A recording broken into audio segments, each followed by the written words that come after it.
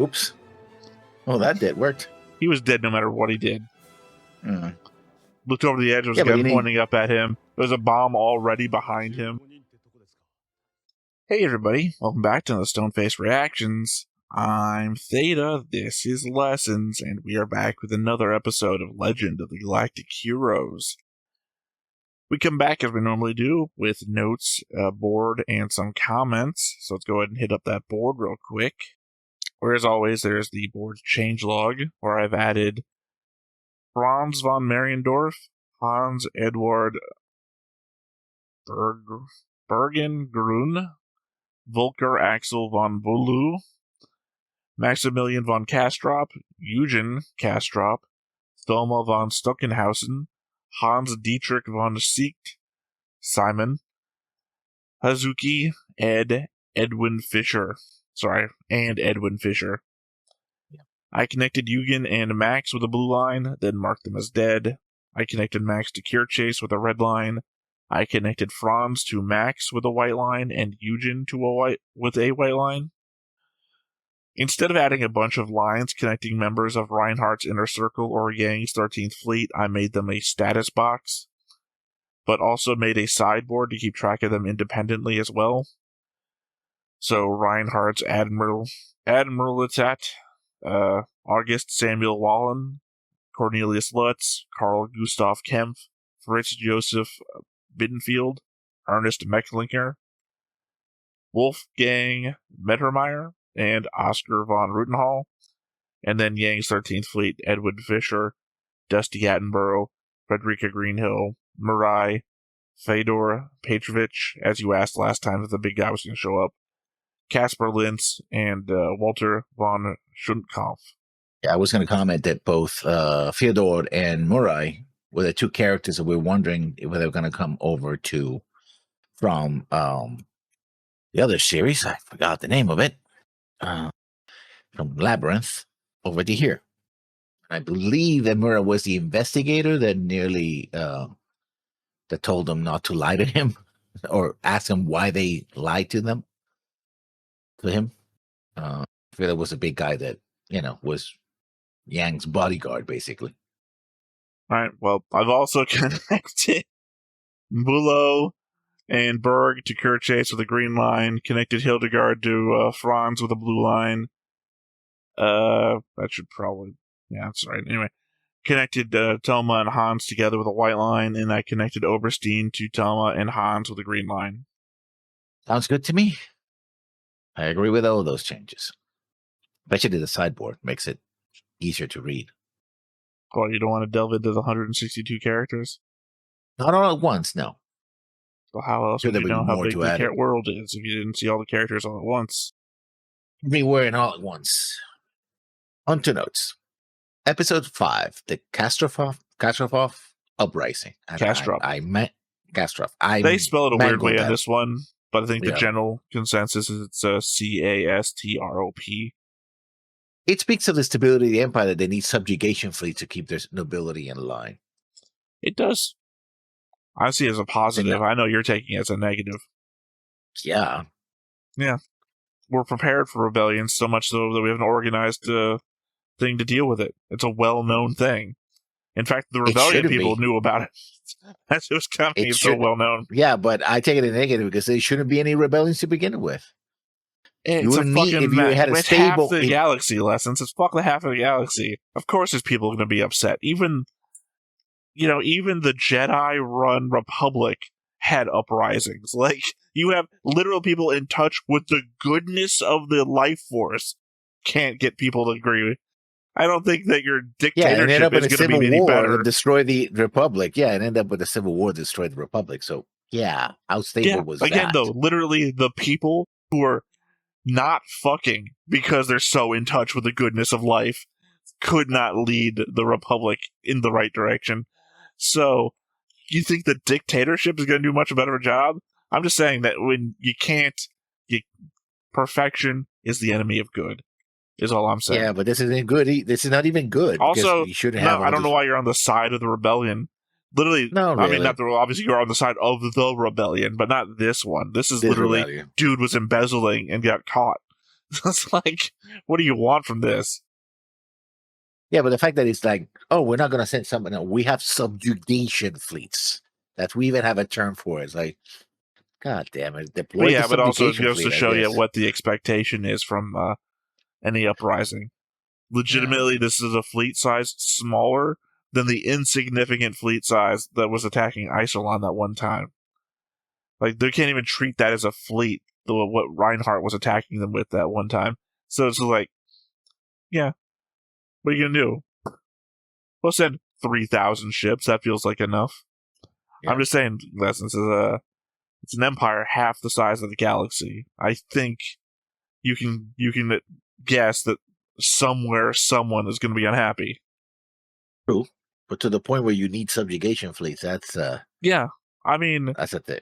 just fucking call it a police fleet if you want. Like, it is what it is.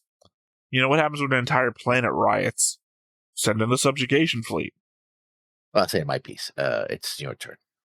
An interesting thing about the setup to the Castrop Rebellion is that the narrator claims that the former Duke abused his position as finance minister to embezzle funds to line his own pockets, yet it wasn't until his death that the Empire sought to get the money back. Just seems odd for such a large-scale theft was being performed and the Empire decided to let it go, only taking action after the perpetrator's death. Yeah, but I think it's more aligned. I mean, they'd say that as a reason, but more aligned the fact Maximilian was basically somebody who burned all his bridges with the rest of the imperial nobility. And it's like, Well, it's fuck Edward this that guy, stole really. the money, though. Yeah, but he used that money then to rebel. So it's like, well, No, graph we Max can rebelled. take. Again, Edward stole a lot of money from the Empire and then decided he was going to go his own way, but died, like, fucking immediately. And then And his Max son is kept the one who's like, we carrying it better out. crack down on this guy. So he rebelled and was like, well, graph we can take. Rebellion, not so much. Well, we found out that graph they can take from wasn't a mutineer. It was the one where they were at the school, because that's the Yeah, one there that was they a also covered the supplies get yeah. lifted every location they Yeah. go to.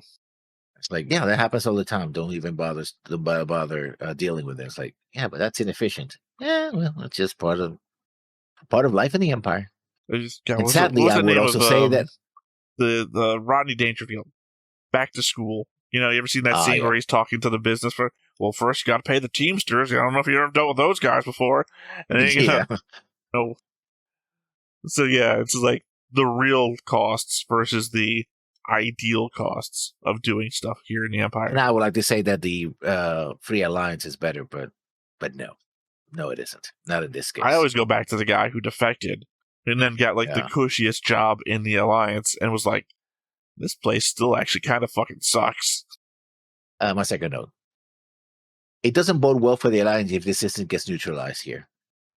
Well, yeah, I mean, assumedly, Pheasant will tell them about it though. So, well, this is something that Pheasant.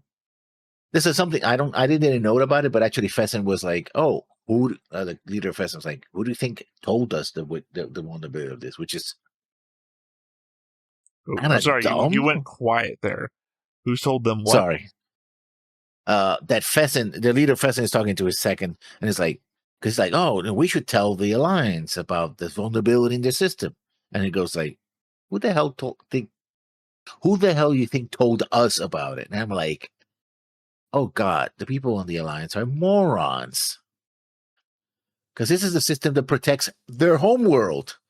Yeah. Like, yeah, no, yes. Well, I think my final note in all this is about the Pheasant information network thing. But Castrop's defense satellites are modeled after the Artemis necklace that protects the Alliance capital, which is an oddity since every panning shot we've seen of that place doesn't seem to have these. But anyways, more interesting, I think, is that they look like miniature Iserlohns. An almost liquid metal outside that reflects light and seems to redirect laser shot, with a multi-directional firing system contained within, which seemed to imply that the Alliance would have been capable of constructing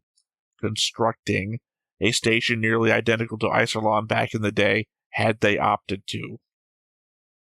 But they opted for a bigger fleet. Well, there is a shot later on in the other episode where we do see one of them as they're taking off. One of the defense stations. Disagree due to memory. I still wonder why Pheasant is still allowed to exist even if it's interfering with Imperial internal politics in this way. Sure, they're playing both sides, but that can only last so long until some side says, fuck it, we're done. I do appreciate that all of our comments seem to be matching up on topics. Because I'll respond with mine. Pheasant is the epitome of a Starfleet Battles faction that I enjoyed back in my wargaming days. The Tholian Holdfast. Situated in space, contested by the Klingons, Romulans, and Federation, they were massively outgunned by everyone around them, but their political stance was best described as, let's you and him fight. Pheasant is always trying to maintain a balance between the Empire and the Rebels, which seems to ensure that in a long run, no one messes with them as they maintain focus on each other.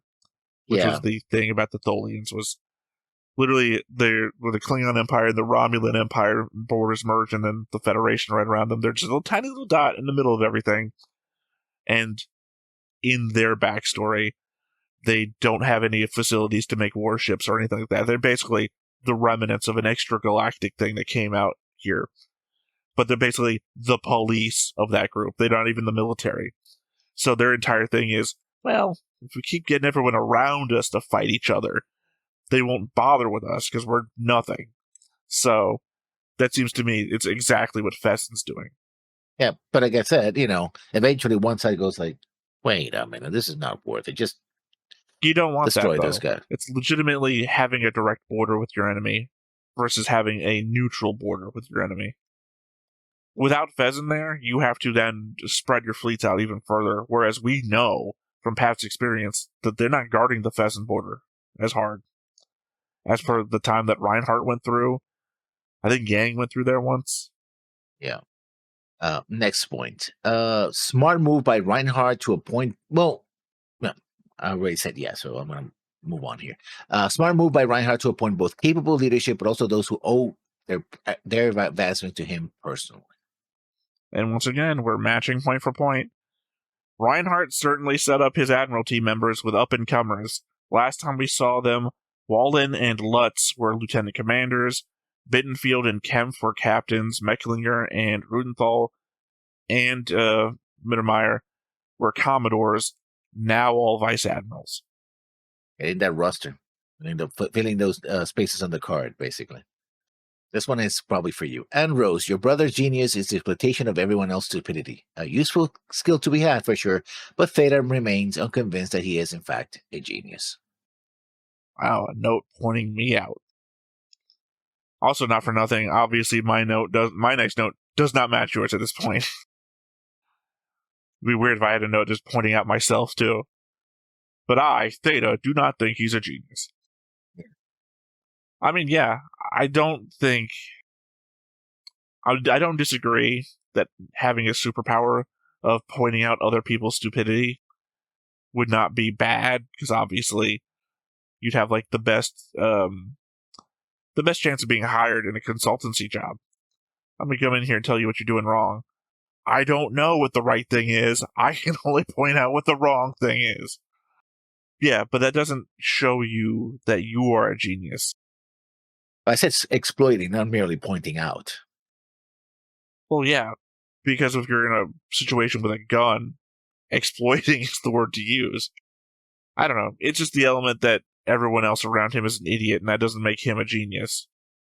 It's interesting to know that despite Kastrop having these connections to Pheasant, embezzled who knows how much money from the Imperial coffers, and has the firepower to take out a small fleet, this situation is considered a local uprising at best. I guess if they're so common in the Empire, they're like, here we go again. I don't think they would be common. There's probably set up the fact that they're probably looking at it as they constantly do through the lens of 150 years of history. That this isn't the largest rebellion I've ever seen. You remember the rebellion 70 years ago and Yeah, the one that set up the Free Planets Alliance. Still a rebel. No, that's 150 years ago. I said my hypothetical was 70 years ago. I'm saying, no, you're also wrong on that one too. I think it was like the first fucking episode where we covered Arl and his They literally just Yes. flew away from the Empire on like a giant ice rock. Like, Yeah. there wasn't a giant rebellion. They just escaped somehow and then carved out a half-galaxy empire. Or alliance or whatever. That was your notes and then my note then. And now beds can flush alcohol. Man, I wish I had one of those.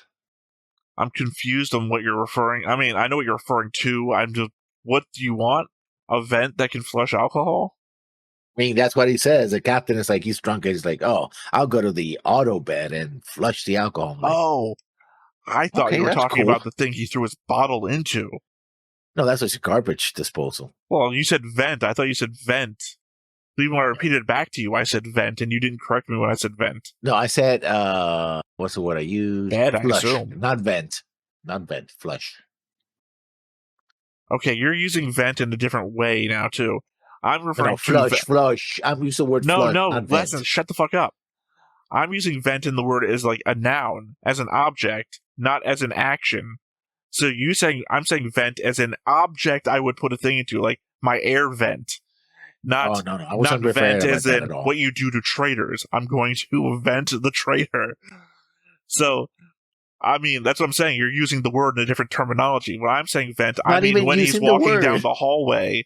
When he's walking down the hallway and he pushes the button and he drops his bottle in. I was like, are you such a fucking alcoholic? You need, like, vents on your wall for... But you're actually saying, no, I'm such a fucking alcoholic. I need a way to escape, get the alcohol out of my system. See, I'm not talking about venting at all. I'm No, talking I listen. about the fact that Stop he says, focusing on that word. I'm only focused on the word because I thought that's what you said. Now wasn't. I've explained it at length. Now I don't need you to double down on explaining that's not what you said too.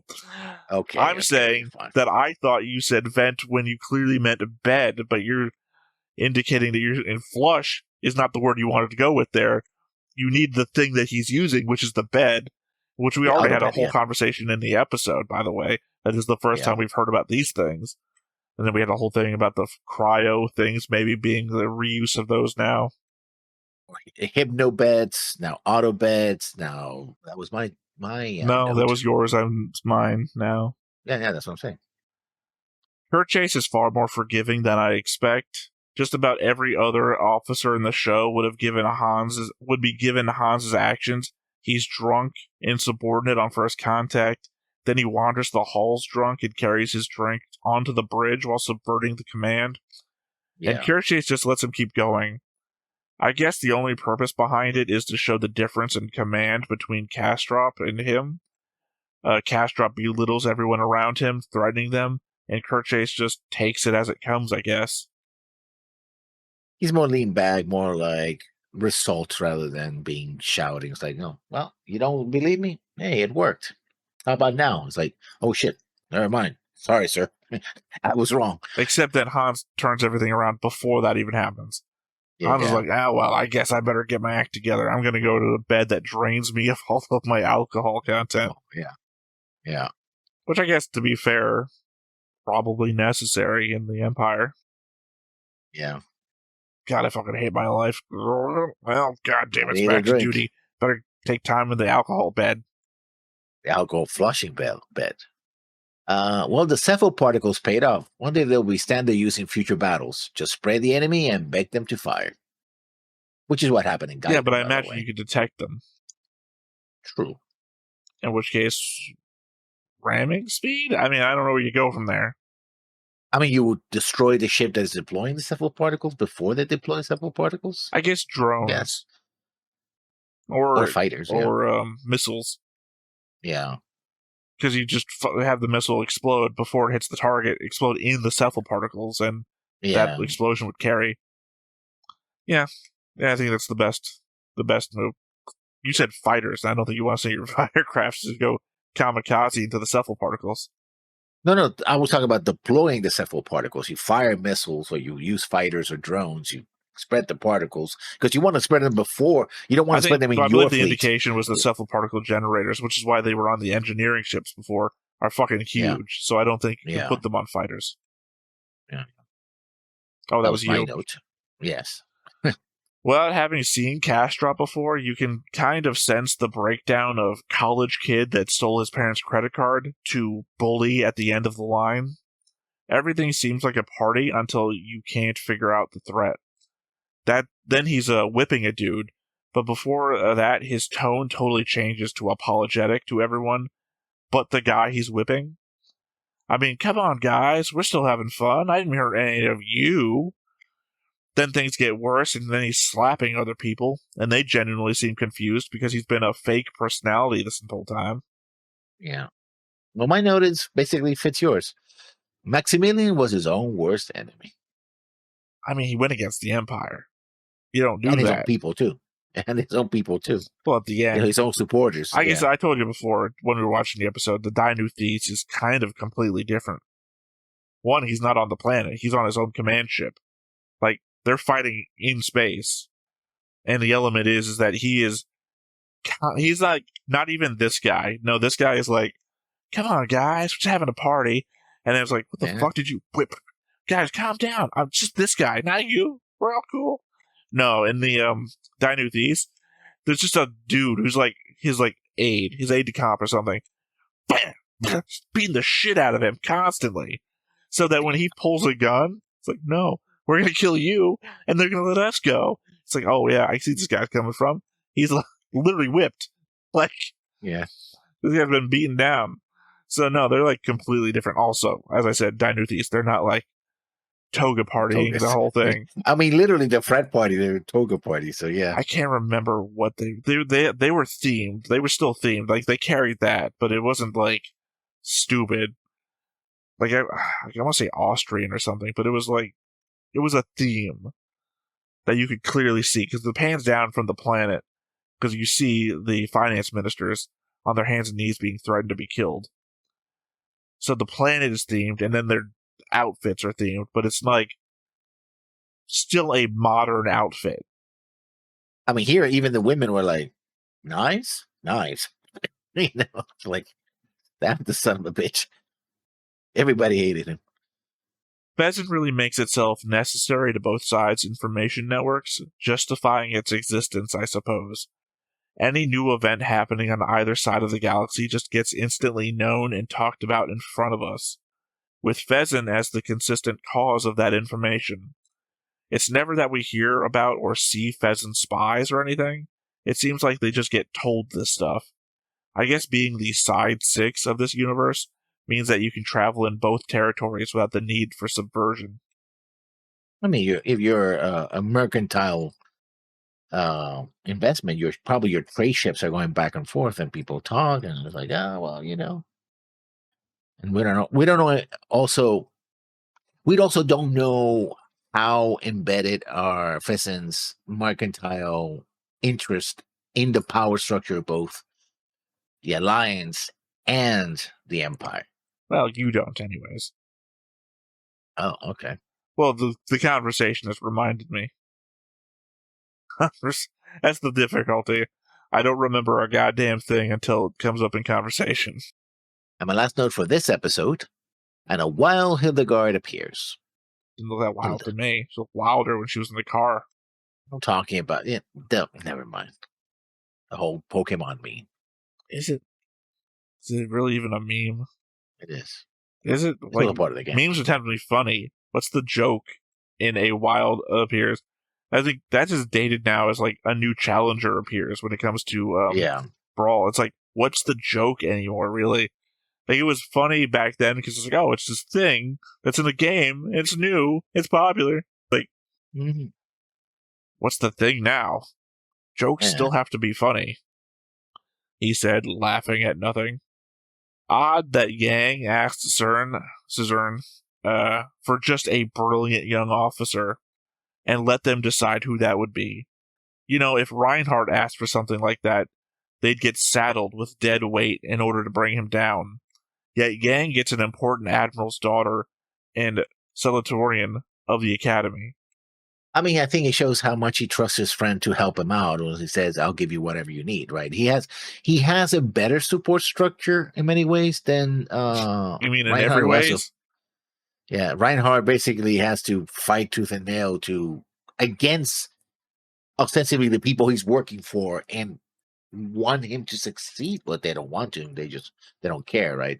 I'm not so much So indicating towards the difference in that. It's just the element of Yang is so directionless. Give me a brilliant young officer. I mean, out of half a galaxy worth of people? Like, what do we... Like, I just can't imagine that you're supposed to be this genius who knows exactly what they're doing, and you're just like, I don't know. Give me, like, all the A students and throw a dart at the board.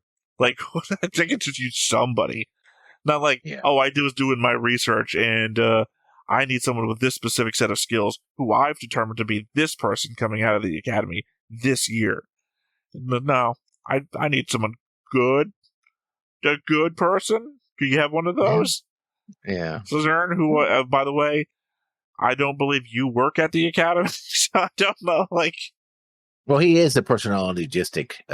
Yeah, I would say Sydney is the guy you would go to, ironically, if you wanted to know who was best situated. And it's just like, he asked for, I need someone specific.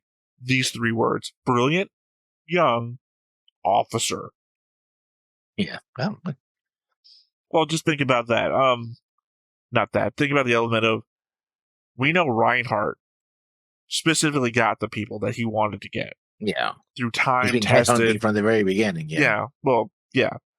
Versus, now that I know Yang literally just asked for a brilliant young officer, did he ask for these people specifically that he's got on his 13th fleet? Or did he was like, I need, what am I missing here? Demographics. An old white guy?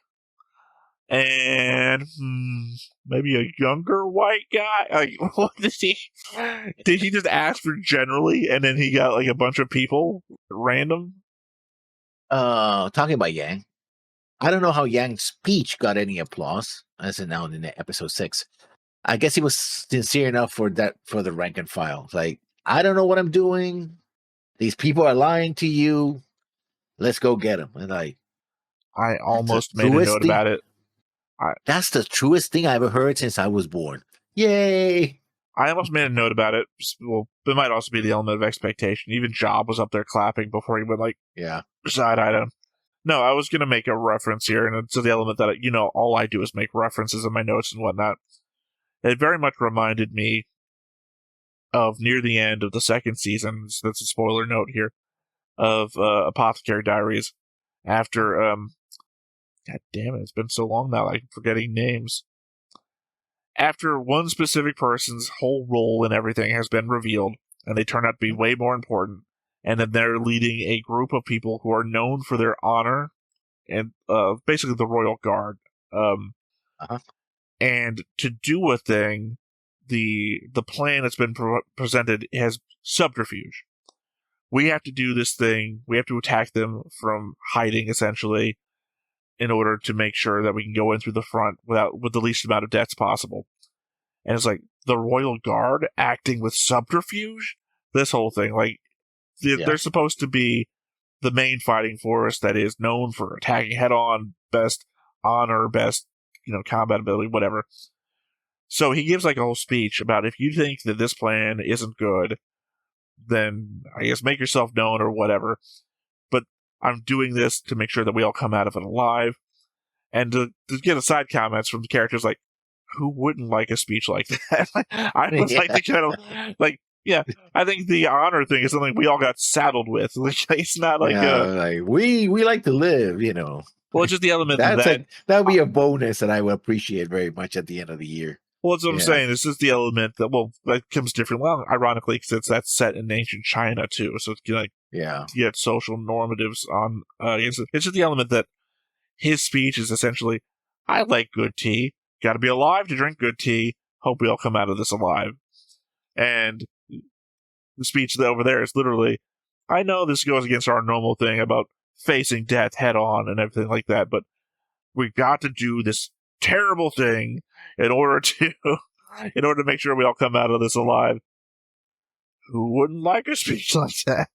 It's just the way it was him, and it's like it's like, because they were confused, like, who the hell is this guy? Well, I guess he hasn't lied to us. He's straightforward. He doesn't know what he's doing. Yeah, it doesn't matter. I mean, Nobody knows again, what they're doing. the difference in expectations there is like, again, an Apothecary Diaries is like, oh, we're a deadly Yeah. force that's expected to go into deadly situations. And they're like, oh, of course we fucking like that. I don't want to hear that we're going to die. Versus these guys who are like, this guy's a bit of an oddball, isn't he? Well, I just didn't want to die either, but remember, these are fleets where some of them followed commanders that was known to lose 3 out of 4. Or win 1 out of 3. One out of every one other out of 4. battle, something. Yeah, 1 out of 3, I think it was. It was known to lose 1 out of 4, and they still followed him. It's like, well, I think I'm going to be sick today. Like, I don't know what you do. Yeah. That was my note. Well, at least Yang's ship got an area for his people to sit and command from the bridge. A bit of an odd position, though. Makes me imagine the Zerg bridge from The Last Starfighter mixed with the meeting room from TNG plopped on the 2nd floor of an Alliance ship. Yeah, but he also has a chair dedicated in front, so it's not that he commands from the no, it's the same thing. When you see at the end of the episode and he's turned around, that's the chair from that table. He's just turned around. Conceivably, everyone has got swivel chairs in the little semicircle thing into the table with a bunch of like commands and everything that they can all turn and look at the main screen from there. It's just weird. That bad. It's also, it feels like it should be long ways, not because it's a positioned star. so it's that like a Yang, star. Well, it's positioned so that Yang can turn around and be the first person there, and that everybody else is like long ways, like dining table towards the back of the bridge, so that I don't remember who's the very back, but that person has to look at back of everyone's the heads. Commander from Ritterhouse is the one that's in the far back, But it should be that it's a long ways, so that Yang can still be in the middle of the table, and then everybody has an equal amount of chance to see. Like, actually, you can also scatter it. Like, one person here, back, so no one's looking at the back of everyone's head directly. Like I said, your ships are made poorly. I don't know. I like them. Hell, I mean, even if you dislike the element of the Imperial design where the captain is elevated above everyone, it's still like levels, right? No one's looking at the back of anyone's head. Everyone's like different tiers down. Yeah, people are in pits, Imperial pits. Oh, yeah, but those are people focused on their jobs. We still haven't explained what the fuck the head stuff is for. Yeah, no. I mean, if we got hypno beds, maybe we got hypno helmets. Oh. Maybe those guys are drunk all the time. They're getting drained of their alcohol. Yeah. They're pissing it through their head, through their foreheads. Pissing it through their heads. Yeah, you got it. That's exactly how that works. Yeah. My next note. I mean, it makes sense to use subterfuge to attack the fortress since everything else failed. Iserlohn. Okay. Yeah. Well, I didn't know what you were talking about. There was just like I was going to type Iserlohn, but I was like, I always get it wrong, and I have to go back. I was like, I'm going to be like 5 minutes just typing up Iserlohn, looking it up, and going like, oh, okay. I mean, it's not comment worthy. The problem is that I can't really speak a lot about the 2nd episode because, again, that's I told you before, that's the arc that I already know. Oh, yeah. This episode, or the episode we're talking about, and then the episode we're about to watch, I assume, are going to be the 2 things that I know, so I can't really weigh in with, I wonder what's going to happen. Like, you know what's going to happen. Yeah. Don't lie. Yeah, most of my note time spent on the board. So the board slows me down a lot. Your next notes, though. I got no more notes. That's it. Oh, okay. That's what I'm indicating right now when I say I can't really take notes on the 2nd episode. It's doing all the stuff I already know. This is a comment on something that happens. They switch back to Odin, and I was like, they do this all the time. I'm like, See, they must be great people because only they could do this and no one else. Did I tell you how great that fellow over there is? He's great indeed, if I do say so myself, which I just did, by the way. We'll even cut away to the other side's homeworld to have a scene where he has a conversation about how great this guy is. Because literally, we just cut to Odin to have Kirchheis and Reinhard in a balcony going like, the stars are so beautiful. But sometimes there's a star that it's so bright that it eclipses everybody. That must be Yang. he must be a great man. He must be indeed a great man. I'm like, okay, sure. Oh, The no, great I mean, man it makes history. total sense. Yeah, the problem is they do it so They've often. encountered each other before. Summon Gaiden, first episode. It's not like they're unknown to one another. And the element is that it makes sense for Reinhardt to glaze up Yang. For one, he doesn't find anybody to be his equal, so he's finding someone to be his equal. And glazing him up makes it all that much more sweet. Weird. I don't make children's phrasing, but makes it all that much sweeter when he does defeat him eventually. Right? It's the element you know that I don't know if he actually does defeat him eventually. Well, I don't either. No. I didn't. Remember, I told you I didn't finish Dino Thieves, and I don't think Dino Thieves has... I think I was in like season 3, and I think they made like more after I stopped watching too. Like it was... I don't even know if Dino Thieves is done. It's the element that I don't know how the story ends. Lessons is my point. When I say I know stuff as far as I had gotten, and Dino Thieves was the fast forward edition, essentially. My point is that Reinhardt needs an adversary to make himself feel better, I guess. Yeah. Like, obviously he's got these adversaries on the inside, and he can't actively and openly talk about, oh, when I defeat the Kaiser, that shit. But he can talk shit about Yang to the end of the day. Oh, to my next note then. Of course, we're not getting a 10-year piece, Yang. This is episode 6 of 110. Say again? Because he's explaining why he's doing it. He's like, I know we're not peace. He is realistic. Like, no, peace was never, in history, peace never lasts. But at least I want to, I'm like, yeah, no, this is too early for your 10-year piece. Unless we skip forward 10 years. And then, no, he's saying that if they take Iserlohn, they might have the position with which to negotiate a 10-year peace. Yeah, but I doubt the Empire's going to go for it. They're going to get pissed off and go like, now you're a real threat. Now we have to crush you. I mean, if I was Palpatine, I think I could solve this. And I don't mean, like, destroying planets. I mean, like, I would make a ton of drones, right? I'd make a ton of drones. Massive, like, world devastator size drones. Yeah. To just create cephalparticles. Particles. And just spread them over every goddamn place. Every planet, every system, every route that I know ships go. To the point where, if you try to fucking fight, you'll blow yourself up. Nowhere. Like, planetary environmental control systems that just release cephalparticles particles into the air. Okay, that side glance to the camera doesn't make you the most trustworthy, Walter. Walter? That's his first name of the commander of the Ritterhouse regiment. You said sideways glance. I thought you were talking about Job looking at Yang during the speech. No, it was because they're discussing about, he's the one who asks Yang why you're doing this, and he explains that he wants to see, his Yang is talking about if he was a good judge of character or not, or how can you trust me? I'm just trust you. And then he gets up and goes like, well, yeah, because you're being stupid. Yeah. We've seen Walter's backstory plenty of times. Or over an extended period of time, considering it was the second longest arc in all of Gaiden. But he's not a traitor. He actually has been loyal to, well, at least to his people anyway. How would Yang know that? Yeah, that's true. The element is that 6 out of 14 commanders of the Rittenhouse, yeah. Rittenrose, not Rittenhouse. No, it's not Rose.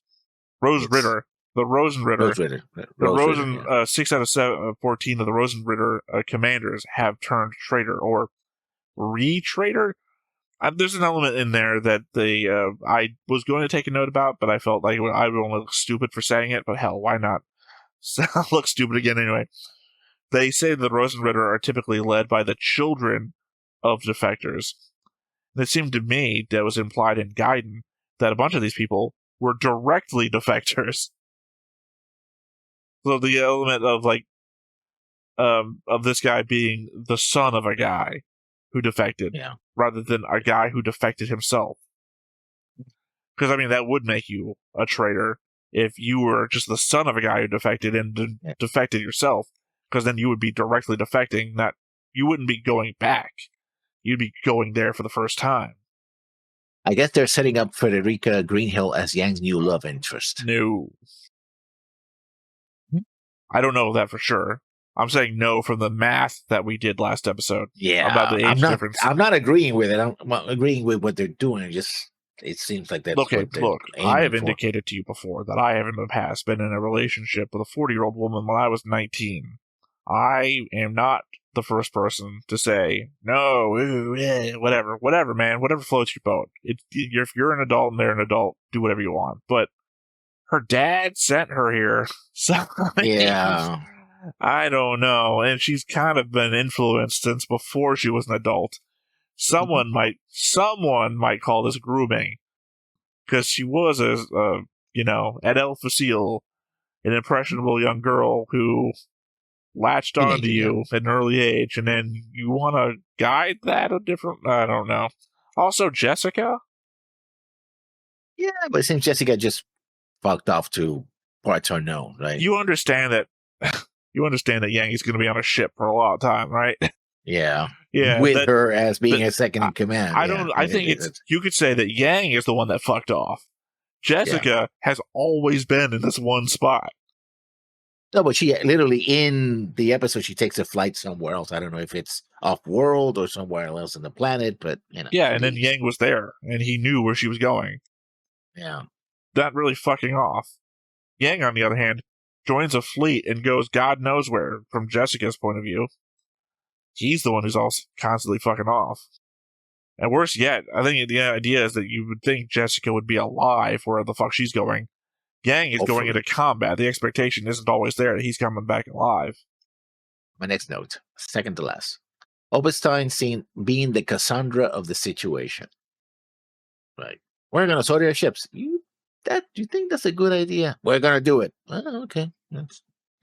Just be careful. Like I said, if I wasn't drawn as Reinhard, I might have been drawn as Oberstein.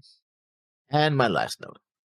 So far, the plan seems to be working. That is one other thing the show does, that when characters speak out their plans, they seem to work unless someone raises a significant objection. Even then, if it's one of the heroes, the plan works nearly flawlessly. I don't know. Max talked out his plan. That didn't work. That's also, in the very first 2 episodes, both of them talked out their plans, and they didn't seem to work either. Like I said, but Yang, who was the hero, raised an objection. It's like, we should have this other plan. It was like, no. Let's discard it. Like, I warned you, and it failed because it wasn't Yang. Yeah, but then Yang's plan kind of worked. Well, you're saying that Reinhardt wasn't the hero? Both of them were. Reinhardt spelled out his plan. I'm saying that this was a story that had both of them conflicting against one another. So therefore, both of their plans couldn't work. This is the antithesis to your argument, is that both of them spoke their plans out loud. Nearly flawlessly. Reinhardt's worked mostly. Then your note's bullshit. No. If you included a loophole to always get out of any problem. Oh, I said nearly flawlessly. This is just one of those 100 other times where they didn't work. They worked because ultimately I'm just going to include at the end of every one of my notes almost all the time. That way, I said almost. But in this case, Reinhardt's mission did work because his job was to punish the rebels, and he did by destroying 2 of the 3 fleets. And the job that was given to Yang was to save what was left, and he also worked. Yeah, but we're not talking about what happened in the episode. Your note was when they say their plans out loud, which Reinhardt and Yang both did. Reinhardt's plan failed, despite having said it out loud. And then you go back to your loophole. Almost all the time it works. Every one of my notes from now on is going to start with arguably. I did say arguably. Yeah, well, I'm just covering my bases and describing things as they happen. No, those were my notes. All right, as I said, though, we have comments. A Hump Your Rogue from the Patreon from the episode Empire's Afterglow. I assume the Kaiser explicitly does not want some noblewoman who is actually part of the court. He wants an innocent girl from outside the court who is pretty and of good birth, but whose family won't be influencing things. I do agree for sure that some of the antics Reinhardt gets up to are a bit absurd, but it's not too disbelievable to me that Reinhardt could escape the palace and they wouldn't bother going on a manhunt. The rock thing is more egregious to me, honestly. I don't think he even made it to the palace. He just made it to a neighboring rich house. Somebody had a party and was like, "Oh, that looks like my sister." "Oh no, it isn't." "Oh, gun," because I'm nervous, and I pull out a gun on a noble, and he's like, "Kid, come on, don't be an idiot." He's like, "Well, We'll just replace the word palace with the state. yeah." That he got away with it. He got out of there without a manhunt. Also, a humpier rogue from the Patreon from the episode The Castrop Rebellion. I absolutely love the lighting in the scene where Kirchase and Anna Rose are speaking in her palace. They use that golden lighting a bit, and it's always absolutely stunning, in my opinion. Yeah, I only had one note about that conversation. Like, the whole, your brother, my brother's a genius bit. But it was more of by the way, yes, my brother's a genius, but you're the one who's holding him back from being an absolute monster. So please remind him of that for me. Don't be a jackass.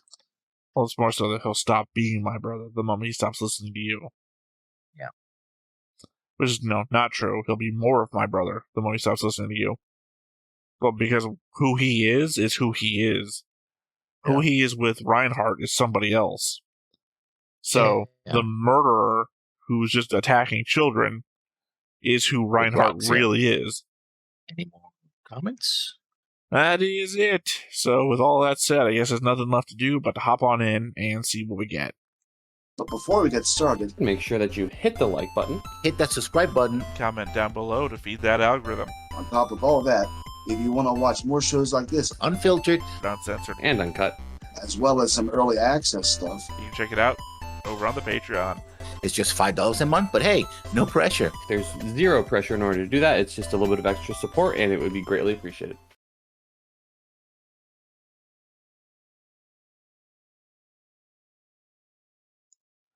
Well, go ahead. Tell us what you think is going to happen before the episode starts. I think what's going to happen is the Rose Ritter, they're going to get in, they're going to seize the thing, but it's going to come down to whether they can keep the command center long enough for Yang to come into the rescue and save them. Either that or they all die doing it. How many members of the Rose Ritter do you think there are? Huh? Not much. They're just regiment. How many members of the Rosenritter do you think there are? 30 or 40? So you think 30 or 40 people are going to take the station of, what, millions?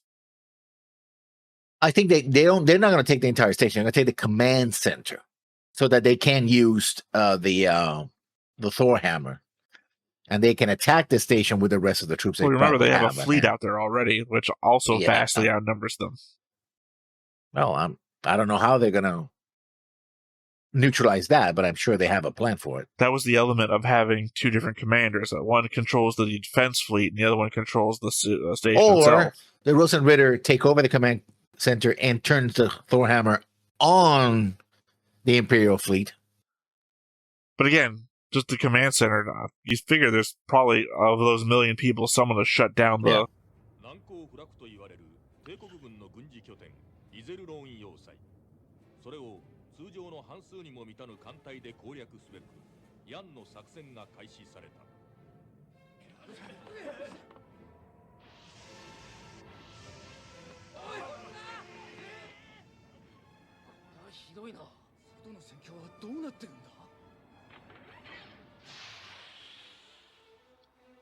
I mean, that's nothing to do with the battle out there. That's the fake ship that we brought in.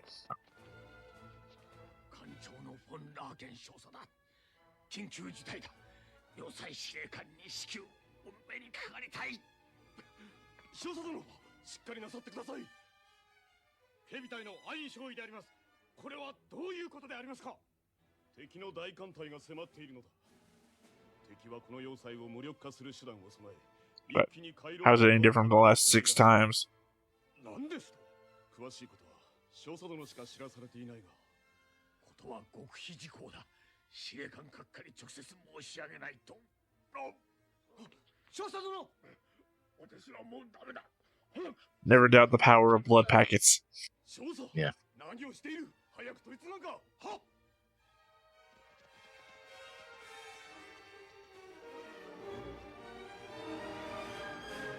Well, that was unnecessary. Yeah. Hey, wait, I just saw that guy open his eyes. Yeah. それだけでは拉致があかん主流艦隊との連絡もまだ取れんのか依然普通でありますジェイクとめどこをうろついておるん本当かそれはかまん直ちに出頭させろは I mean, you could meet him anywhere. Yeah. Maybe meet him in the medical bay. Did anyone think about that? ここまでは予定通りだね。予定ではそろそろ敵の艦隊があれに気づく頃ですが。何おとりかやはりな。 Well, it's a shame that we decided that the guy outside the station would figure it out before the guy inside the station did. 我が艦隊が入港し終えるのに1時間半を要しますから、あと30分で軍港が開かないと挟み撃ちの危機に直面しますぞ。あと30分か。 I really wish they would have gone into any reason why they chose some of these people to be under Yang's command. Like, they met them before, but do those skill sets befit any of this? 待て念のために軍籍証明をそれどころではありません1秒の遅れが取り返しのつかないことになりますだが敵が妙な動きをしています何主砲の射程ギリギリに展開しながら一隻ずつ突出しては下がるのを繰り返しています Hot. What they done before, which is to try to go them. Come on, どうせ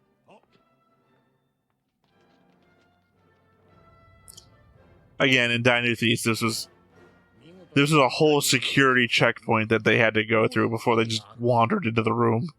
いや、特に意味はないけどね。 Like, they actually had to fool a chief of security about all this stuff. この要塞を無力化するとはどういうことか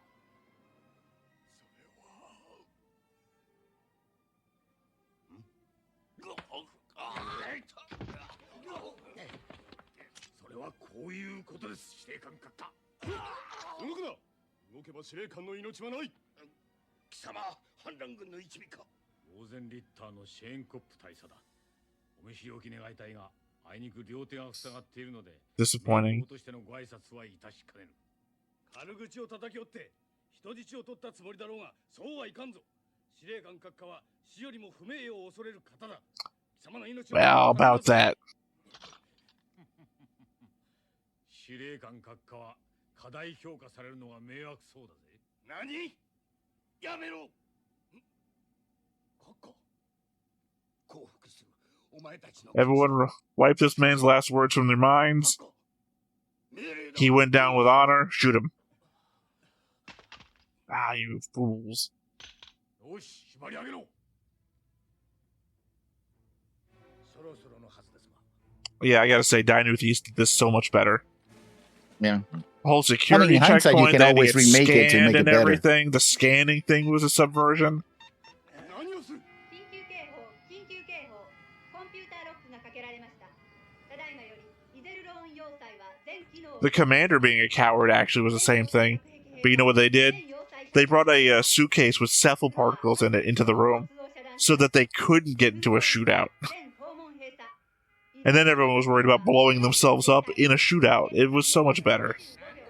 これじゃどこへも行けやしないぞ重量艦隊の奴らが出て行ったと思えば今度はこれか今日は一体どうなってるんだまったく15秒演習だろ演習10、9、8、7、6、5、4、3、2、1 It actually works in their favor. Well, I mean, it makes sure that these guys. Remember when I was telling you before the episode even started, how could 30 guys take on Iserlohn? It was for this very specific reason. Yeah. The rest of the station could just shut them off.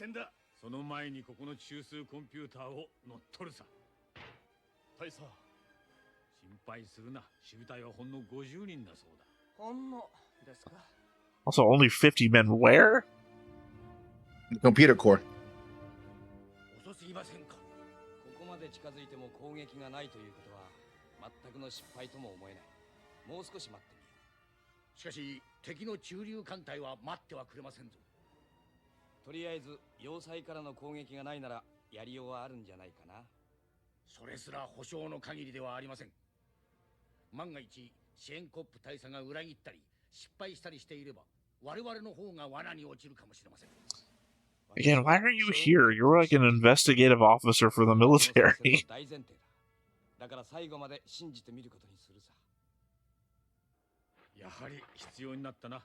我慢して硬い上に寝てきた甲斐があったというものだ。しかし外は大丈夫ですかね。要塞は落としたが周りは敵しか残っていなかった。なんてのはごめんですよ。要塞からの攻撃は封じたんだ。 Imagine this happening in Star Wars. The rebels invade the Death Star.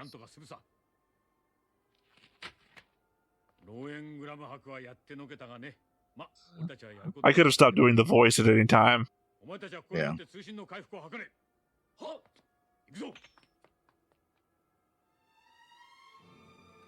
これはやはりすでに敵が。閣下、敵より通信が入っております。何？読んでみろ。は、読みます。イゼルローン要塞はすでに占拠した。おとなしく降伏すればよし。さもなくばトールハンマーの破壊力をその身をもって知るであろう。以上です。おのれ、全艦停止。閣下、ここはこのまま進むべきです。何？みすみす味方の手法の餌食になれというのか。いえ。 Yeah, I mean, to be fair, if they had that power, they probably would have done it already. そうですな。敵がすでに要塞を陥落させたのなら、密かに待ち受けて我々を引きつけ、手法を使って一気に壊滅を図るのが本当ではありませんか。Yeah. 見たところ敵は我らの半数にも満たぬ数です。要塞が内部で持ちこたえているうちに攻めれば、一息に打ち破れるでしょう。その上で。 Yeah. Take out the fleet. Then whatever they're doing on inside of Iserlohn won't really matter anymore. True.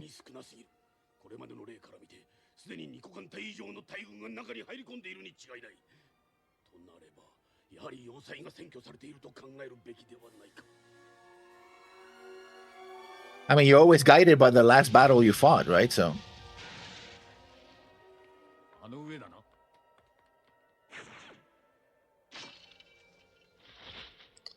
The Spider-Man effect.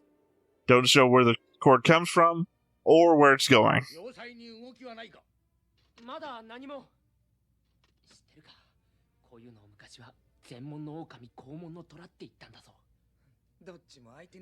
Who says that? Apparently somebody says that. Because he just said it. I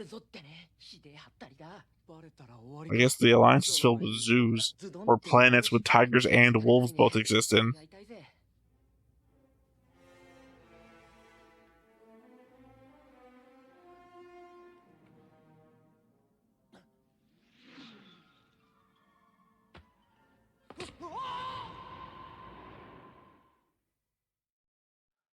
Sucks to be that guy.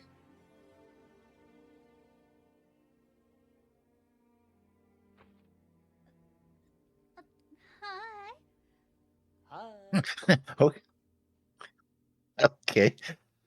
That was.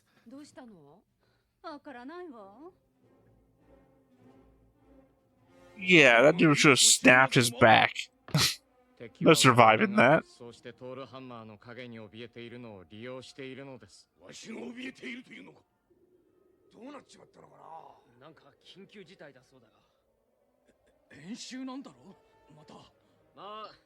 What's the purpose of this building? It's a large What? dome filled with columns. Yeah. なんだどうしたこれは待てゼフル粒子が Oops. Oh, that did worked. He was dead no matter what he did. Mm. Looked over the edge, there was Yeah, a but gun you need- pointing up at him. There's a bomb already behind him. 15人ってとこですか。言うな。どうした誰かおらんのかこれをゼッフル粒子を使ったな。銃は使うなその方が利口だな。なんだ貴様反乱か敵襲だよ。なんだと白衛戦よ Y'all could have been shooting this whole time. I have to think that Damn, like I got cut in half. I have to think after the sulfur particles exploded, there's none left. So the gun should be Oh, able well. to be used again, right?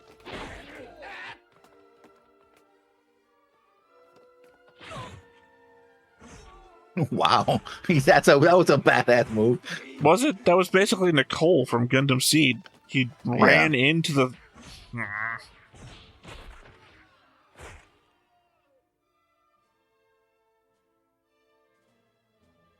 Yeah, wow. That's a lot of wasted space, basically. The statues. Fucking Empire, man. さあお前たちの隊長は死んだぞ俺たちはローゼンリッターだ。お前らの叶う相手じゃない。ローゼンリッター諦めて降伏しろ。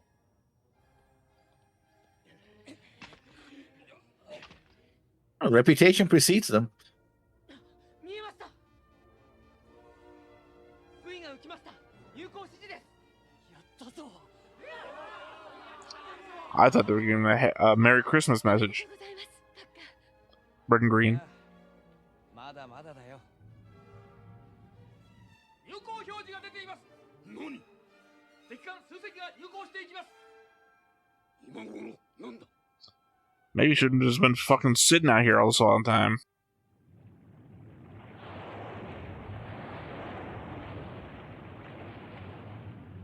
Oh, the command ship is gonna land. Okay. Also, again, millions of people. What are the rest of them doing? これがイゼルロン要塞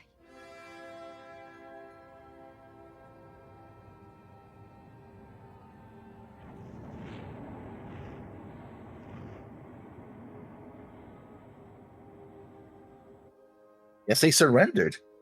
奴ら逃げ込むのかよし Stupid. 動きを逃すな一気に突入して要塞の懐に取り込め閣下またか今度は何だこれは罠です突入してはいけません貴様さっきは突入しろと言った Don't say it with such energy, Oberstein. 情報は刻一刻と変化するものですそれがお分かりになりませんか貴様こそわからんのか要塞が敵の手に落ちたとなれば我らは一でおめおめ本国には帰れんどうせならこの霧乱戦に持ち込み要塞に肉薄する可能性にかけるのだ I mean, fair enough. もはやうるさいされ I'm gonna take a escape pod because I don't want to die here.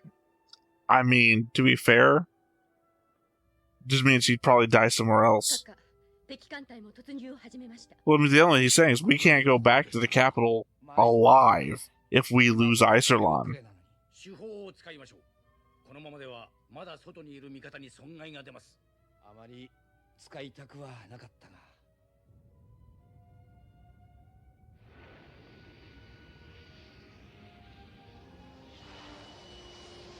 Like, I'm out. I'm out. You know, it's gonna hurt, and it's not gonna hurt me. 充填完了照準よし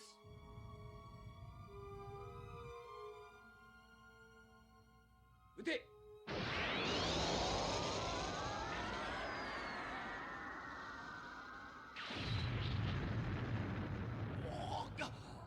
トールハンマーだ味方が消滅してしまった敵艦1000隻以上瞬時に消滅たった一発ですげえ破壊力だ提督こいつは戦闘と呼べるものではありませんな I mean, legitimately, you can, though. 虐殺だ確かにその通りだ。帝国軍の悪い真似を我々がすることはない。彼らに改めて降伏を勧告してくれ。降伏が嫌なら逃げるように。追撃はしないと。逃げるように You know, unless they still have a commander over there that thinks they can still win. なんていうか、我々は提督の下で戦うことを光栄に思います。とっても。ゼクト閣下、イゼルローン要塞から入電、再度降伏を呼びかけています。降伏だと？はい。さらにこれ以上の流血は無用である。もし降伏が嫌なら追撃はしないから逃げようと。てバカにするな。反乱軍に降伏などできるか。ましてや逃亡などありえぬわ。I mean, again, I totally understand his point. これより全艦イゼルロン要塞へ突入する。 He's being pig-headed about it. Yeah. But he's got nothing left. He can't leave. 生きてお辱に耐えるの道を知らず、死して名誉を全うするの道を知るのみ。この上は皇帝陛下の恩子に報い、全艦突入して玉砕あるのみ。武人の心だって？こんな奴がいるから戦争が絶えない。敵全艦突入してきます。 I mean, to be fair, people like him make up, like, I feel 90% of the population.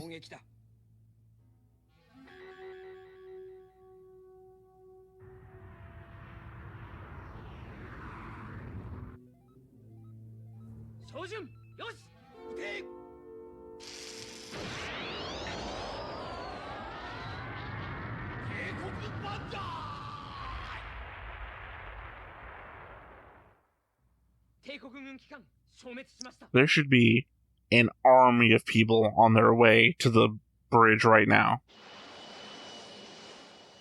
Or evacuating, whatever the fuck. Yeah.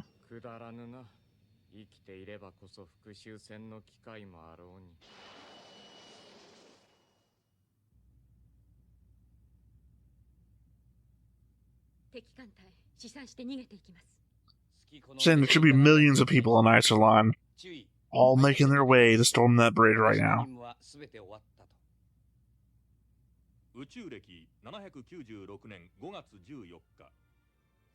took them a week? The ships that they had troops that they could continue to secure the area. Doesn't They were matter. not just those guys. Huh? Doesn't matter. The half fleet, the 13th fleet, the half-size fleet, would not have as many people as the garrison had, or the existing standing army of Iserlohn. Plus, Iserlohn people have home field advantage. They fucking live here.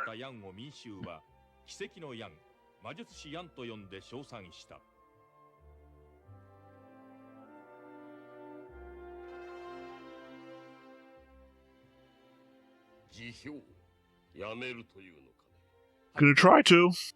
人生を降りるにはまだ早すぎると思うのだが。降りるのではなく、本来の道に戻るのです。私はもともと軍人 Be a history teacher. 我が軍は傭兵家としての君の再官を必要としている。それにだ。君の第13艦隊をどうするかね。13艦隊。敗残兵と新兵の寄せ集めとか散々に言われた13艦隊だ。君がいなくなったら彼らはどうなるか。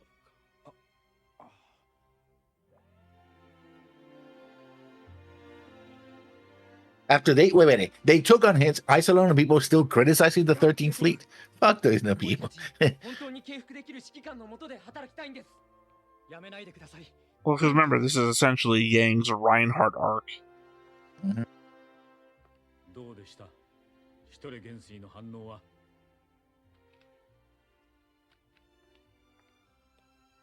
そうでしょう。私も元帥と同意見でしてね。あなたの元なら長生きできそうな気がしますからね。Oh, actually, that was my retirement check. God damn it. Yeah, damn it.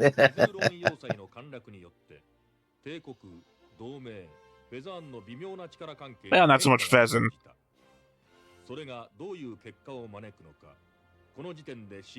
The Empire is going to counterattack. That's what's going to happen. Well, I mean, actually, if they were going to do anything, we're going to include Pheasant in it. It'd be funny if the Empire just took Pheasant. Fuck no, we're not going to counterattack Iserlohn. We've seen that happen. You guys did it 6 times in a row. Yeah. We're going to go take Pheasant. We're going to turn told that you. into Iserlohn Mark II. I don't know. I get it. One, as I said before, it was more brilliant when it was done in Dinu Thesis, I feel. But Yeah. at the same time, kind of a stupid plan. What do you mean? It was a stupid plan? Well, yeah. Well, again, millions of people in Iserlohn. They can't mobilize and retake the bridge. Also, we're under attack. The bridge has been taken. Lock down the place. Okay, should we move people into sensitive areas to make sure that they don't do anything? Nah. Whatever we got. You know what? No. But maybe we should. Maybe we should reinforce them with, what do you think, 10 guys? 20 guys? You sure, sir? We got millions. I think 10 or 20 will work. Do you have millions in Iserlohn, though? Yes. It's a whole How do you know fucking that? planetoid that's completely almost artificial, it seems. How many people do you think worked on the Death Star? That Apparently should they be a didn't have point that of many reference. numbers. Yeah, no, there And are most of the people numbers. were in You the can look up fleets. how many stormtroopers are on the fucking Death Star. Apparently, most of the people were on the fleet, and once the fleet was out, they didn't have enough people. No, because we know how many Apparently. people how many people work on each ship, basically, by the death count and how many ships were lost in previous episodes. It's like a couple of hundred of people on each ship. It's like very small. To the point that I think me and Griffin back in the Dinu Thesis days were talking about the element of how much of the ship is automation. Plus, you and I have seen previous things in Gaiden with the Mutineer, for example, how many people are on those ships. Not that many. But still. That's what I'm saying. It's kind of dumb. It's kind of dumb in hindsight. Like, it was entertaining the first time I saw it. I was like, oh, this is pretty clever. And just now thinking about it, now that's happening to a faction that I'm representing, like, send some guys. Like, do more than... It was smart of them to lock down the computer core. That's the Enterprise has been taken over. Move the secondary bridge, or the transfer command controls to engineering. One of those moves. They don't do it. They don't do jack. They lock down the bridge, and then nobody does anything else. What was the next step? This is a fortress. Yeah. What was the next step? Lock down the bridge. Hope And they die of repel starvation. border. Like, they should have been borders, like pumping in gas or something. Like, yeah. Let's redirect some of that liquid outer shell into the bridge. Like, I don't know, something. Yeah, well, apparently they didn't plan that far ahead. It's not that they didn't plan that far ahead. They didn't do anything. That's my point. This is the reverse Reinhardt. Yang won because the Empire guys did nothing. I feel like it was more implied in Dinu Thesis that the two commanders were like fighting with one another. That their antagonism towards one another was so like on surface level. Yeah. That's why nobody was doing anything. But also in Dinu Thesis, maybe it just completely escapes me, but it wasn't implied that there was like a whorehouse on Iserlohn or something. Like, like all we saw in Dinu Thesis was like very professional stuff. I don't remember a tourist industry in the Empire. I do not remember, again, ladies of the night catwalking the streets. Somebody has to entertain the troops. Do they? Who brought them here? Well, hired by the Empire, I guess. What? Because you have to imagine, if you're going to imagine that's true, that who's in charge of that? Which part of the industry is that? Like, it has happened, by the way. Does the Empire have a main pimp? Like, I'm the HR pimp? You say that, but that actually has happened twice in American history. I'm not lessons. I'm, what? Here's the thing. I was going to reactively say I don't want to fucking hear it, but it is interesting and I do want to hear it, so tell me in a minute, but I'm not. I want to make the point here that I wasn't implying that I'm fucking believable. I'm not that guy. I understand this shit. I've watched enough Vietnam movies to understand this shit. But it's the element that... Just imagine, though. Just imagine.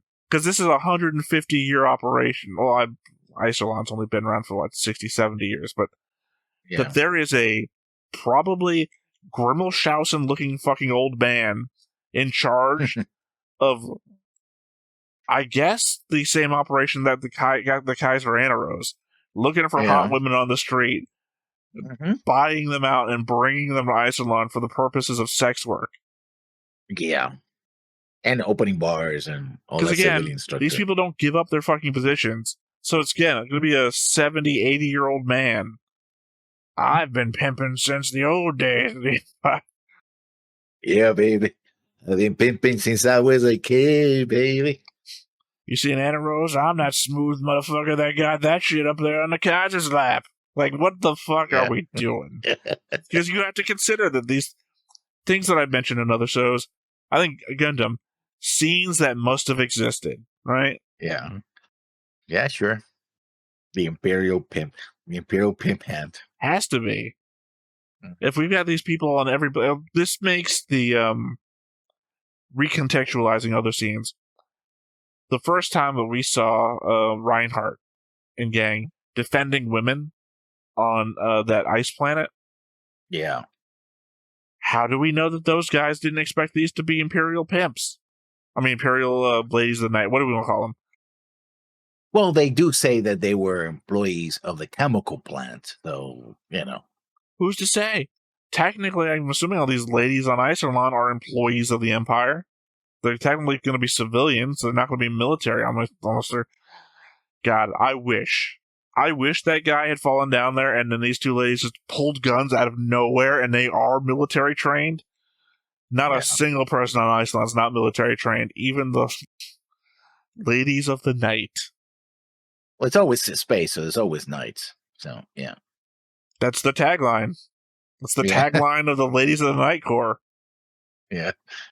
In space. The Lawton Corps. Lawton Corps, yeah. I don't. Ladies of the Night, so acronym. The Night Ladies. Always read it. The Night Ladies. The Night Watch. Yeah, that would be interesting. I don't. You wouldn't want to go with that. No one wants to know that they're being implied to be being watched while they're doing it. Again, World War II posters, loose lips, sink ships. Don't talk while you go to the brothel. That's what it meant. Loose lips? Join the Night Corps. Yeah. Latin Corps. So yeah, this happened. Now the entire, I guess, the status quo has been changed. Well, I guess we're going to have to go back to that prison planet. Anyway, I think, a lot of shit to be edited out of this one. Yeah, they captured Iserlohn. Now, will they be able to hold it? Apparently, they will, I guess. Oh, yeah, I'm sure we saw all of those escape capsules leaving the planet because those were people that were sure that this place was going to be defended. They tell them to run, though. And run they did. I don't know. In the rewatch, I disagree with this. Again, I would have to watch it again, but yeah. Well, no, I mean, you set the base of it. Again, it's a planet filled with soldiers, and 30 guys in 2 rooms took it, right? I mean, what would think that the fleet that Yang had also had more troops in it, and they disembarked and kept. It didn't matter. Shouldn't have gotten to that point. Your argument about they landed more troops after the fact shouldn't have gotten there. They effectively had to take it before they landed more troops. I'm saying this place should have been mobilized. The bridge should have been completely isolated. The guys wouldn't have been able to get to the computer core. And the guys at the computer core should have met some pretty stiff fucking resistance from the number of people you imagine must be on Iserlohn. They made it, maybe logistics, they couldn't bring all those people there.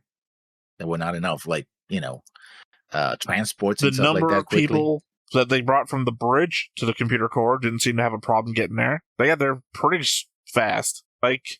So where was all the Imperial people that should have already been here? No. As opposed to your suggestion that apparently every time the fleet takes off, Iserlohn is empty. It seems that way. I don't know why you would think that. To your suggestion, Iserlohn must have, almost 1 billion people, right? Well, it depends on the size of the fleet. 13,000 ships, I think it was. How many people died in the last attack on Iserlohn? On the Alliance side. That was a clash between... The numbers we have were 1.5 million to about 500,000 or 300,000 for the losses that Reinhard had. Well, conceivably, I'm going by the largest fleet battles that we've seen so far, and those have typically, well, the largest one, as you argued in previously in Gaiden, happened at Iserlohn. So conceivably, the largest fleet battle numbers has to be at maximum so far the number of people Iserlohn can hold within it, because we know that those people were stationed on those ships, and those ships all brought into Iserlohn before the combat started. Yeah. And I don't think that's the actual maximum. I'm just saying that's the maximum we've probably seen on Iserlohn at the moment. So why wouldn't it always be staffed with a set amount of people? Why have redundancy, though? Because redundancy is good. In a military operation, Yeah, but you also have to redundancy feed and clothe all those fights people. failure. You literally, you're asking why have redundancy on a station that has 2 commanders. Yeah, but one commander is the fleet commander, the other one is the fortress commander. They're And for the majority of our time, we've seen them both on station. One of them isn't just out and about all the time. Also, they pass orders past each other. Legitimately, you're asking why redundancy on a place that's always redundant. Not for nothing, Iserlohn Corridor is one of 2 corridors. Everything is redundant. I mean, if you don't go after Pheasant, then no, it's not redundant. It is Pheasant a redundant because you can go after Pheasant. That's always an option. Nobody has, which you argue against. I argued against in the past, but yeah. I don't give a shit either way. I'm just saying that it's not redundant. Or that it is redundant, rather. The element that it's the element that you can't ignore something because it's inconvenient. It still exists. Pheasant still exists. It is always an option. Just because it's a default to not take that option does not then make it also a redundant choice. We've seen the Empire go through Pheasant before, therefore it is it's a path you can't take. It's a corridor that's open to you. Depends on how strong Pheasant is. Pheasant strong enough to repel an attack from the Empire, or the expectation would be that if one side attacks into Pheasant, the other side would also try to go into Pheasant to block them off. That's what I said way back in the day. Hence why they can play that the loss of any fleet attacking Pheasant would be a loss that the other side did not incur. You would only be weakening yourself for nothing, because then you would also have to defend that corridor against attack, which would just be ship warfare. Which means that Pheasant is not really an option. It is an option.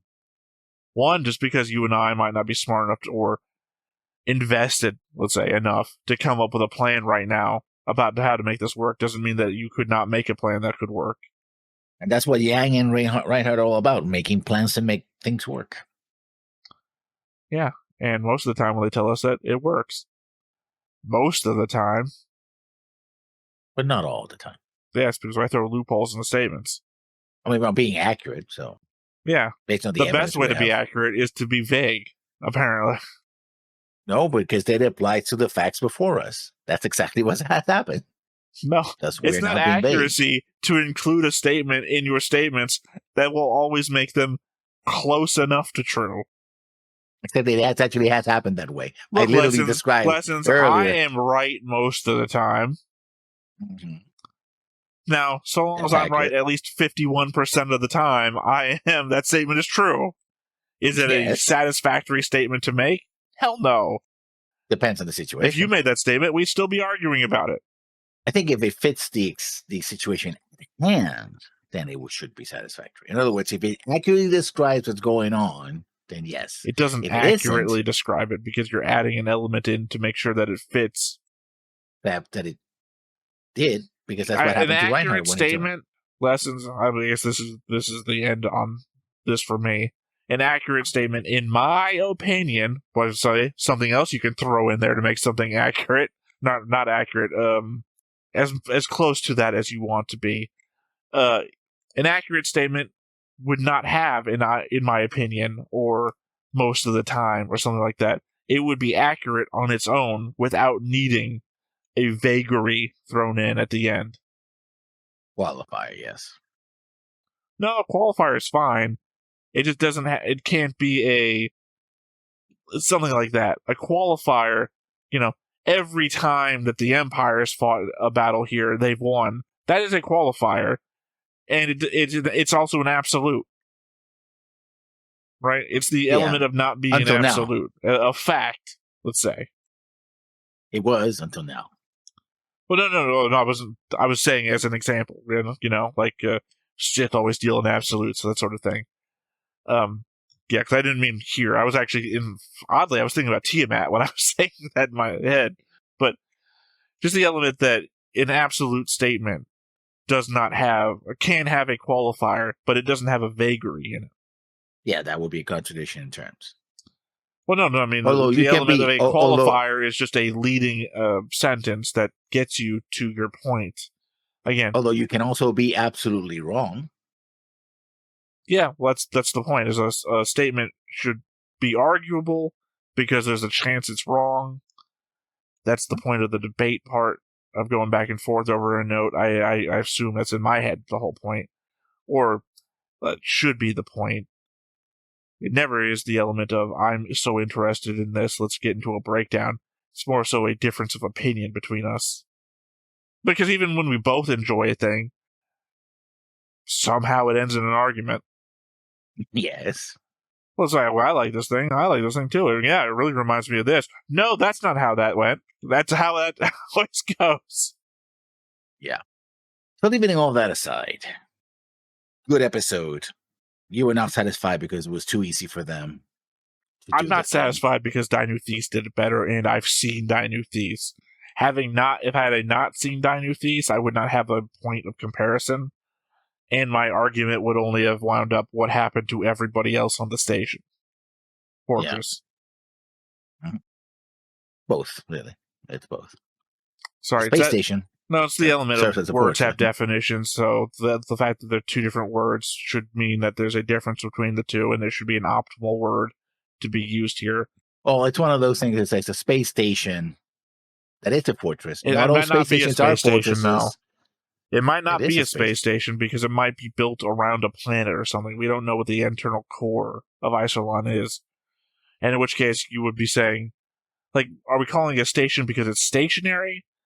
And in which case, the Death Star is not stationary. It's a space station. So, it's a satellite. It's a fortress and it's a spaceship. That's what I'm saying. The words have definitions, and there should probably be a singular word that defines exactly what this thing is without flip-flopping between terms. Not flip-flopping. It's just that both of them are accurate. It's a space station. I don't think it's a station. Let me put it this way. You can have space stations that are not fortresses. You can have a fortress that is not a space station. But you can have a space station that is a fortress. Right, but I don't think this is a station. And we haven't... I'm not asking to, let's go look this up. I'm not doing that Google foo shit right now. I'm just saying I don't think it's a station for no specific reason. This is one of those things. It just doesn't feel right, and I'm working on feelings right now.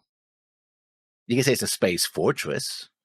No, I'm not disagreeing on the fortress thing, and I'm not saying it's only a fortress either. I mean, it could be other words to describe it. Just for some reason, it doesn't... Station just doesn't feel right. It's also a shipyard, because that's where all the ships are stationed. I don't know that that's true either. Yeah, they do have repair facilities and the like, so that's a shipyard. Right. Well, I don't know. Usually when I think of shipyard, I think of a place where ships are constructed, and a repair yard is different from a shipyard. Repair yard. Shipyards can be repair yards. Repair yards are necessarily shipyards in construction yards. So, yeah. Right, but I'm leaning on the side that I would assume that ships do get repaired here, but I don't think that ships get built here. Also, it wouldn't make much sense. You wouldn't want to put your shipyard on the front line of the battle. It's a well-defended point until now. So yeah, but it's also the point that it gets attacked. Yeah, well, you don't want a stray shot penetrating the planet's defenses and hitting the shipyard. Especially when you could just put the shipyards further back into the Empire. Also, you'd have to redirect your supplies to come here, eminently attackable. Yeah, but it's also one that has survived to this point, and if you have a shipyard here, you can regenerate your ships quicker. No, you could deploy your ships quicker, but I don't think that's a benefit. Again, you don't want your internal supply network aimed at the front line planet. I mean, maybe you do need some because it's so. I don't know, the element, if there's not that many people that you can't defend it against 30 guys, then maybe there's not that many that need supply. But it occurs to me that you would want your shipyard somewhere near the back of your empire so that no incoming... Like, what if the Alliance did take Iserlohn? Then you've lost both your ship. You put too much eggs in one basket. No, you have multiple shipyards. You don't only have this as your only shipyard. Yeah, I'm saying that you're redirecting a lot of shit here. This is already important for being a defense area. Have your shipyards the back in case the Alliance ever does make a breakthrough. Have them have to cross way more territory to take out your vital points. Like, don't put your capital right behind Iserlohn, for example. Oh, they take this, and then they go here, and nope, we're done. Like, make it harder. Anyway, this episode. Things have changed. How much? You will see in the next, I don't know how many episodes. But yeah, 110 episodes. Well, we're episode 8? Yeah, no, 102 episodes? 103 episodes? So you think that we're going to find out the results of the capture of Iserlohn at the end of the show? Well, we have 103 episodes to see it. It could be next like I said, episode. I don't know how this fucking ends, Lessons. For all I know, episode 110 is 300 years later, and we're seeing the descendants of people. Like, all I know is it's like large scope show. So, like, this could be the Legend of the Galactic Heroes. It starts with Yang and Reinhardt, ends with Julian's kids. Probably. Could happen. That would be actually an interesting show. As opposed to what we get. I can't wait till we're wrapping up the final thing. Just randomly clip this. Oh, that would be an interesting show. Like fading text, it was not. I'm saying the alternative would be good too. I'm not saying that it has to be bad because it doesn't happen. All right. Well, with all of that said, once again, I have been Theta. This has been Lessons. We've been Stoneface Reactions, and we will catch you next time. Bye-bye. Hey everybody, thanks for watching another Stoneface Reactions. If you have an idea of another video we could go ahead and watch, go ahead and put it in the comments down below and we'll add it to the wheel. Be sure to like, comment, and subscribe, and let us know what you thought about this video and what parts you liked. And until then, we'll see you next time. Is this too goofy?